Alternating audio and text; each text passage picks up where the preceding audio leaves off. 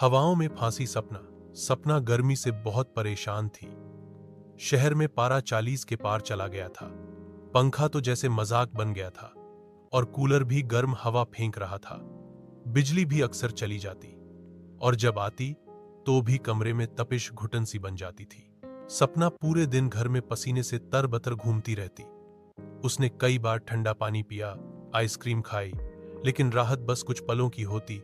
दोपहर होते होते वह इतना चिड़चिड़ी हो जाती कि किसी से बात करने का भी मन नहीं करता। एक दिन उसने ठान लिया, अब बहुत हो गया। सपना ने बैग उठाया। उसमें एक पानी की बोतल, गीला तौलिया और अपनी पसंदीदा किताब रखी। फिर सीधा चल दी अपने पुराने गांव की ओर। गांव में एक छोटा सा तालाब था जो बचपन में उसका सबसे प्यारा ठिकाना हुआ करता था।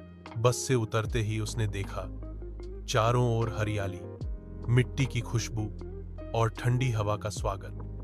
पेड़ की छांव में बैठकर उसने गहरी सांस ली। तालाब का पानी साफ और ठंडा था। बिना देर किए वह पानी में पैर डालकर बैठ गई। सपना ने महसूस किया कि जैसे सारी गर्मी, सारी थकावट और सारी उलझन पानी में घुल गई हो। उसकी आंखें बंद थीं, चेहरा हल्की हवा में भीग रहा था और दिल में बचपन की यादें लौट आईं।